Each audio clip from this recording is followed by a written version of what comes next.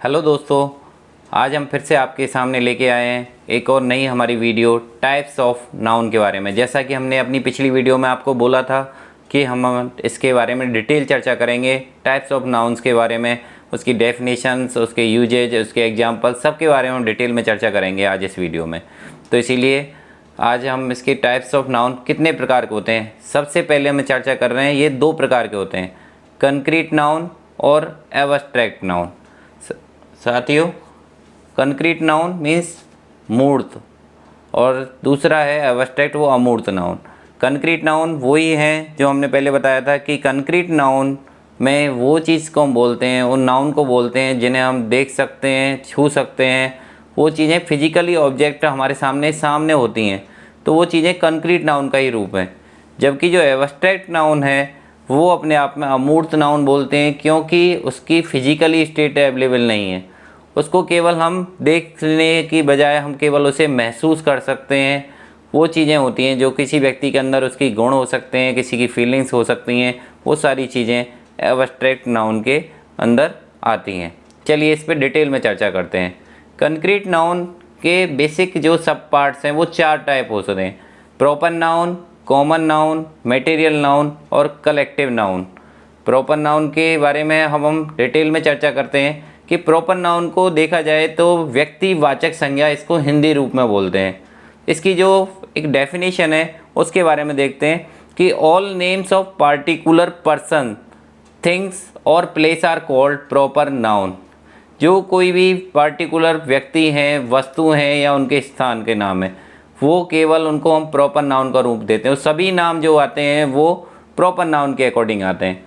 व्यक्तिवाचक संज्ञा के द्वारा उनका व्यक्तिगत नाम व्यक्त होता है जो कि दूसरों से भिन्न होगा। हमेशा एक व्यक्तिवाचक संज्ञा का एक इंडिविजुअल नाम होगा। ठीक है ना, क्लियर हो रहा है ना।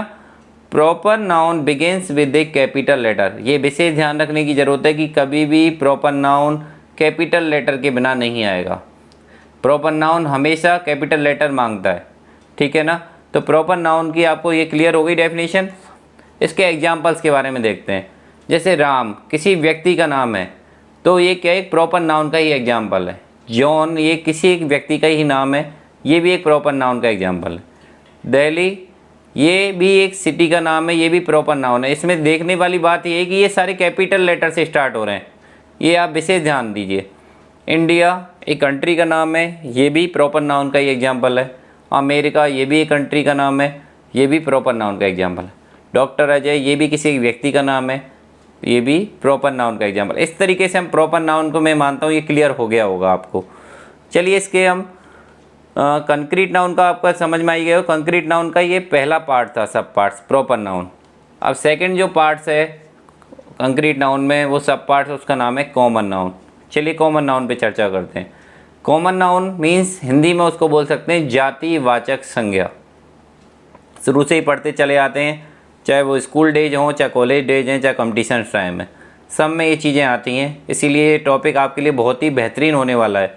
और जिन साथियों ने अभी तक हमारे चैनल को सब्सक्राइब नहीं किया है, वो ज़रूर हमारे चैनल को सब्सक्राइब करें और बेल आइकन दबाना ना भूलें, क्योंकि आपको इसके अलावा हम इंग्लिश ग्रामर के छोटे से बड़े टॉपिक आप तक पहुँचाने वाले हैं बहुत ही आसान शब्दों में। तो बिल्कुल हमारी सारी वीडियो लास्ट तक बने रहें। चलिए जातिवाचक संज्ञा पे चर्चा करते हैं। All names that can be applied to any one of a class of person, place और thing। इसमें क्या है कि उसकी किसी भी व्यक्ति या स्थान या वस्तु, उनकी जब हम किसी क्लास के बारे में चर्चा करते हैं, उनका एक ग्रुप कह सकते हैं, जाति की बात करते हैं, तो इसमें जाति या क्लास का जब बोध होता है तो वो जातिवाचक संज्ञा कहलाती है। These nouns are countable। ये नाउन्स हमेशा काउंटेबल होंगी। कभी जब ये होता है कि कैसी होती है, ये भी क्वेश्चन आ जाता है कभी अभी हमारे एग्जाम में कि भाई कॉमन नाउन किस प्रकार के, काउंटेबल अनकाउंटेबल। तो आपको ध्यान रखना है कि ये नाउन हमेशा काउंटेबल है। इसके एग्जांपल्स देखें कॉमन नाउन के कि बॉय लड़का, ये भी एक किसी न किसी, जैसे कह सकते हैं कि लड़के हैं, ये गर्ल्स है, लड़कियाँ हैं, तो ये एक जाति है। जाति की तरीके से इनको हम तुलनात्मक रूप से देखते हैं, तो ये कॉमन नाउन को प्रेजेंट कर रहे हैं। मैन है ये व्यक्ति, एक्टर ये एक्टर्स, कोई भी अभिनेता है वो भी एक कैटेगरी है। डॉक्टर्स, विलेज ये सब मतलब कहीं ना कहीं ये सारी आपकी जाति को बोध कर रही हैं। तो ये सारे कॉमन नाउन का रिप्रेजेंट करती हैं, सारे काउंटेबल भी हैं। ध्यान रखने वाली बात है कि सारे काउंटेबल होते हैं। चलिए कंक्रीट नाउन के तीसरे सब पार्ट्स पे चर्चा करते हैं, मटेरियल नाउन। इसको हिंदी में बोलते हैं द्रव्यवाचक संज्ञा। ये सारी डेफिनेशंस आपको हमेशा के लिए याद हो जाएंगी, इतने अच्छे बेहतरीन तरीके से इनको प्रेजेंट किया जा रहा है। तो आपको बिल्कुल विशेष रूप से इसको थोड़ा सा गहराई से आपको सुनने की ज़रूरत है। एक बार अगर आपको समझ में नहीं आए तो बिल्कुल हम इसको दोबारा भी आपको बताएंगे, अगर आप कमेंट लिख के हमें ज़रूर बताएं। Noun that refers to a physical matter which can be seen, touched और फेल्ट। नाउन वे चीज़ें जो फिजिकल मैटर्स रखती हैं, जो भी उनको देख सकते हैं, उनको टच कर सकते हैं और उनको महसूस कर सकते हैं, वो मटेरियल नाउन्स की कैटेगरी में आते हैं। भौतिक संज्ञा वे चीज़ें हैं जिन्हें हम अपनी 5 इंद्रियों से अनुभव कर सकते हैं। हम उन्हें छू सकते हैं, सूंघ सकते हैं, देख सकते हैं और सुन भी सकते हैं। इट कैन बी काउंटेबल और अनकाउंटेबल, ये दोनों तरीके की होती हैं। मैंने आपसे कहा था कि वो उस तरीके के क्वेश्चन हमें एग्जाम में देखने को मिल जाते हैं कि ये मटेरियल नाउन आपकी काउंटेबल है, अनकाउंटेबल या बोथ, तो आपको बोथ पे टिक करना है। तो इट कैन बी काउंटेबल और अनकाउंटेबल, ये दोनों तरीके की होती है मटेरियल नाउन। इसके एग्जाम्पल देखें मटेरियल नाउन्स के। वुड, लकड़ी है, वो एक मटेरियल है जिसको आप फिजिकली उसको टच कर सकते हो, बोल सकते हो कि जैसे आपने छुआ उसको तो बोलोगे कि हाँ लकड़ी है ये। कॉटन है, रुई, ये आप जानते हो, इसको भी अगर आप हाथ से टच करोगे तो आप महसूस कर पाओगे कि उसको देख सकते हैं, हम उसको टच भी कर सकते हैं। आयरन, एक लोहा, उसको भी हम देखा जाए तो उसको टच कर सकते हैं। तो ये सारी मटेरियल हैं, मटेरियल नाउन विशेष कर ध्यान रखना है कि एग्जाम्पल से मटेरियल नाउन के।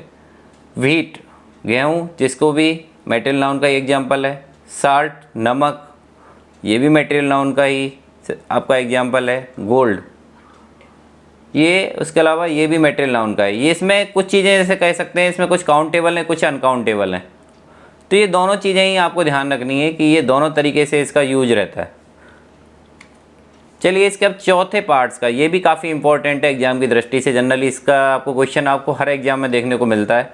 कलेक्टिव नाउन, कलेक्टिव नाउन का हिंदी रूप है समूहवाचक संज्ञा।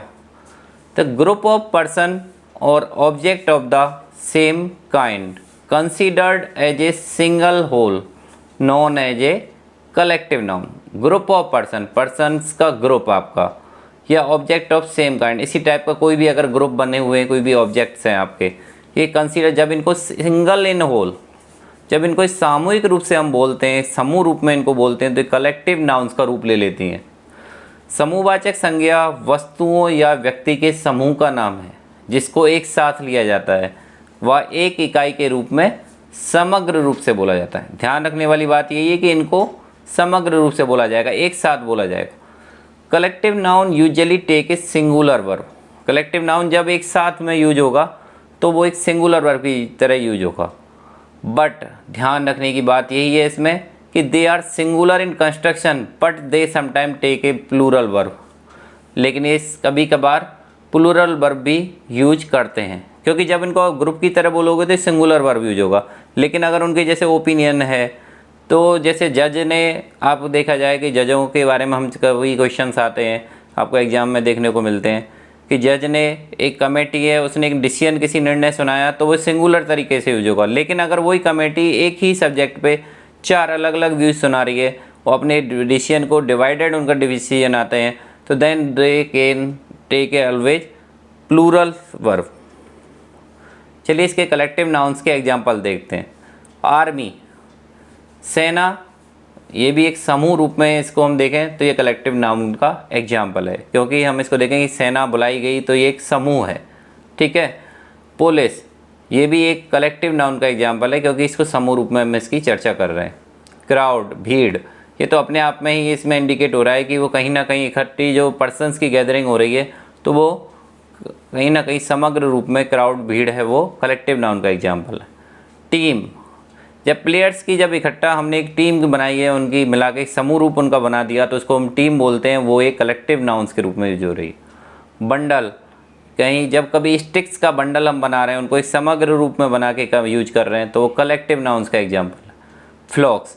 ये सारे एग्जाम्पल्स हैं, ये आपके कलेक्टिव नाउन्स के ही एग्जाम्पल्स हैं।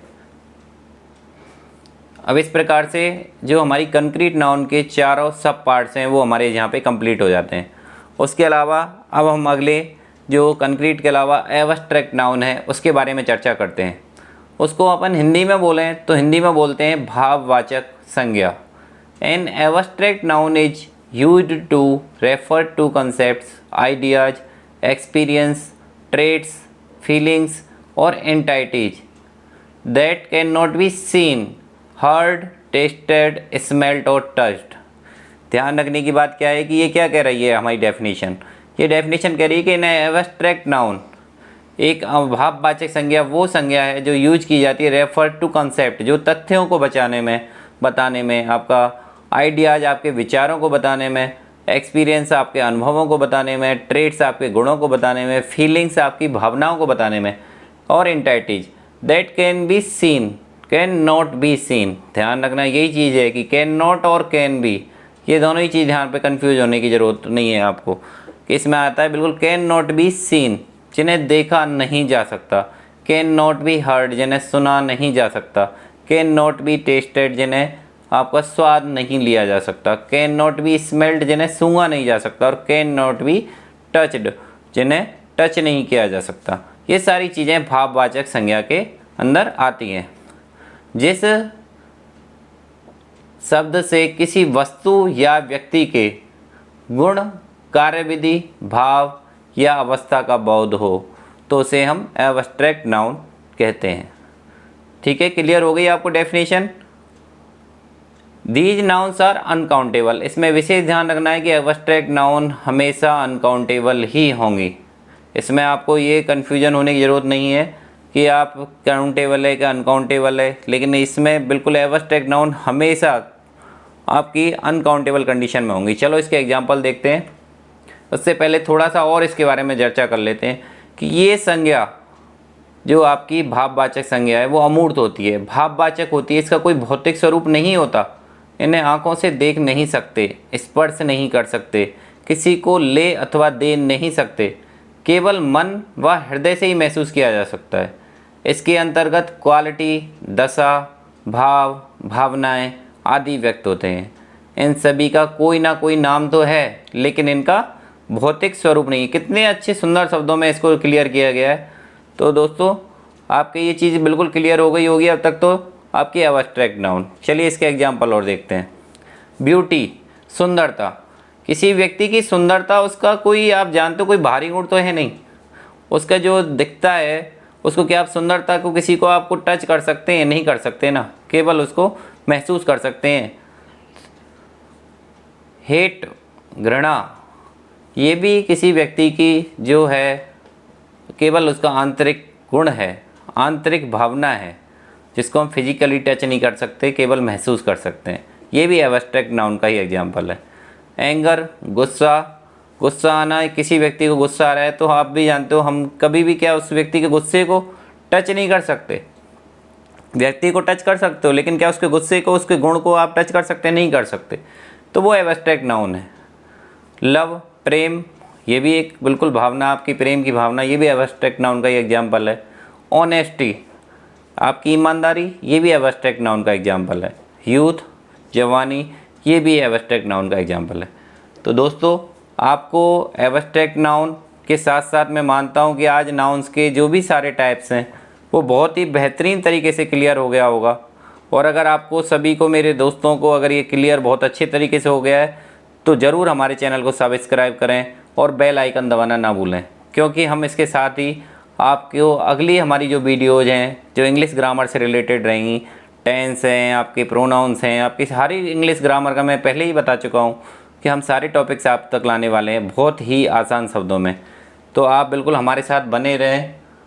साथ ही जिन साथियों को अगर कोई भी परेशानी है और कुछ हमसे अगर कहना चाहते हैं तो हमें कमेंट्स बॉक्स में लिखना ना भूलें। थैंक्स फॉर वॉचिंग दोस्तों।